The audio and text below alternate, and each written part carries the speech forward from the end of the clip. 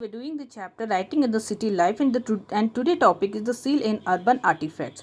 So seal is the distinctive artifact of Mesopotamia. When we talk about seal or the stamp, it is the you can see the cutting the design, okay, in the bottom face of the seal, which is made up of stones or any other materials but were used for stamping. So the seal or the small stamps generally made of stone, they pressed on the clay, okay, wet clay, and it left the impression, so the design that is made or engraved on seal. So when we talk about the artifacts are the man-made object which are having, you can see, historical and cultural significance. So when we talk about, there were two different kinds of seals that the Mesopotamia used. One was the stamp seal, another one was the cylindrical seals. Stamp seals were popular in Harappa, whereas cylindrical seals were popular in Mesopotamia. So what are the cylindrical seals? As you can see here,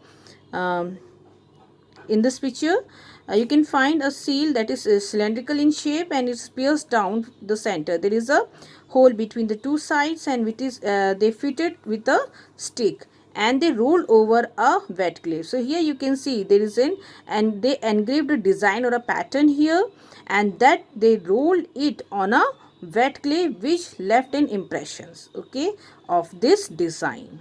So this carving of stone in a decorative pattern or engraving were carried by skilled craftsmen. Skilled craftsmen were the expertise in their work, okay, and sometimes they carry the name of the owner, his god whom he worshipped, his official position or rank. The seal, okay, so how they put the stamps. So what they did, so they carried or they covered the knot of a package or a mouth of a pot with the coat of a wet clay, okay. They covered it with a coat of a wet clay that covered the portions, and then the seal rolled over the layer of the wet clay which are being coated on the products, on the goods, okay, and this rolled that imprint the seal, it become a mark of authenticity. So the seal was the mark of a city dweller's role in public life. So many people, you can see, they use cylindrical seals. The merchant, the soldiers, the king, the scribe, the priest, the craftsman, the cook, king, and generally who did the business for their owners. They used the seal. So they were used to sign the business deals, to show ownership of good, to sign treaties letters and marriage contracts. So it was used as in amulets and jewelry. So that was the use of the seal during that time. Now we talk about the life in the city, okay. So what we have seen is that a ruling elite group here, okay. What are the elites? You can know a group of people who have lots of power and influence because they have money, knowledge, or special skills.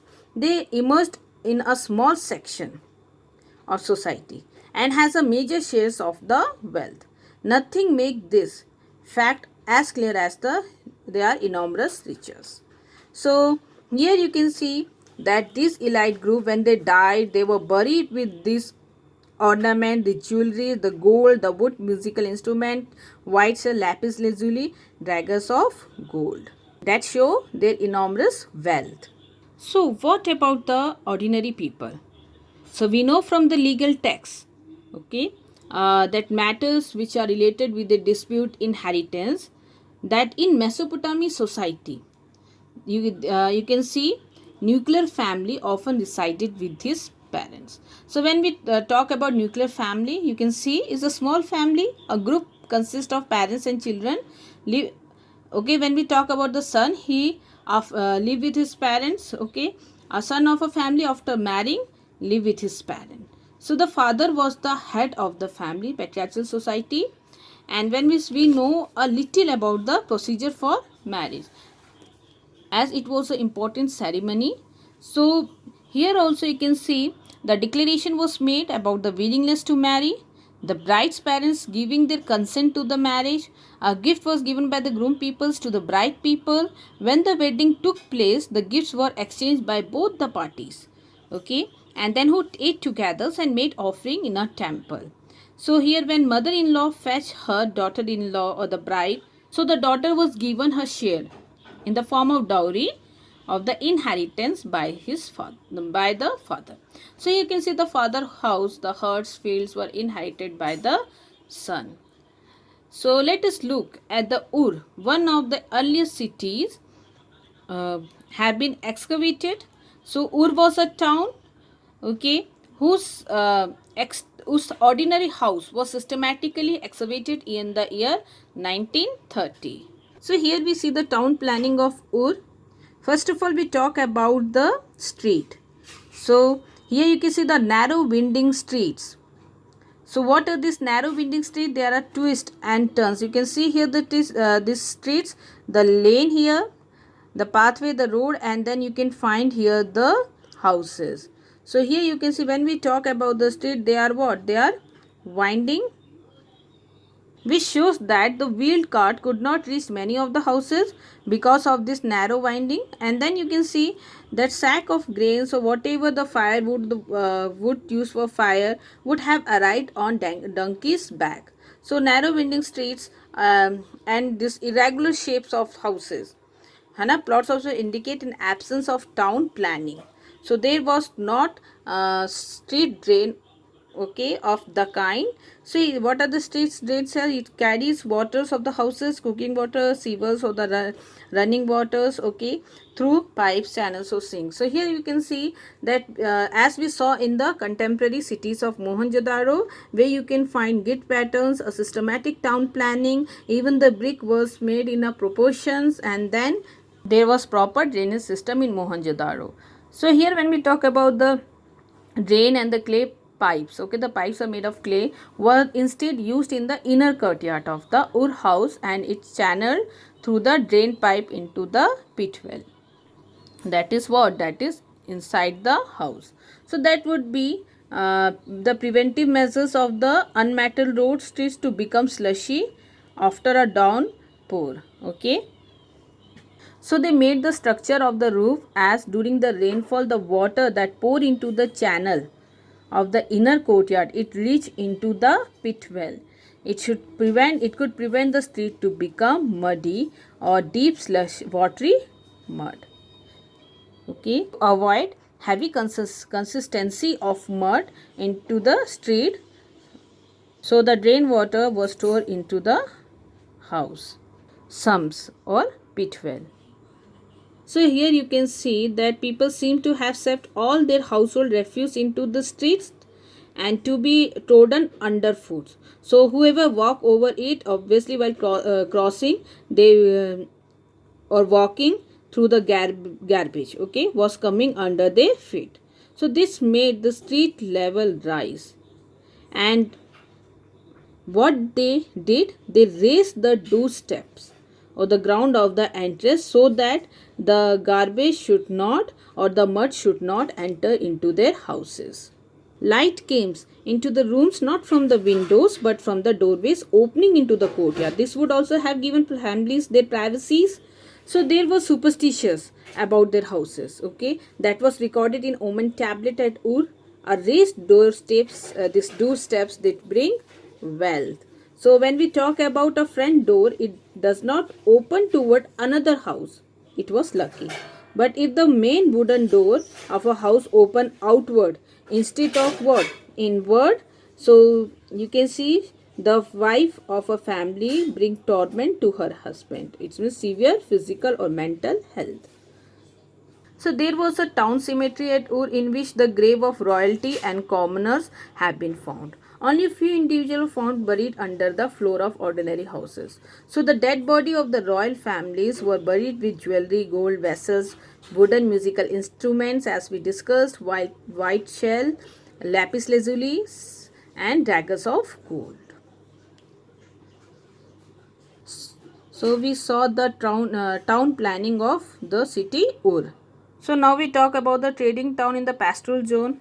So after 2000 BCE, the royal capital of Mari flourished. So where is Mari? When we talk about the location, you can see here the river Euphrates. Okay, Mari is located in the west bank of this river Euphrates in the northern Mesopotamia, now in the eastern Syria during the early Bronze Age and the middle Bronze Age.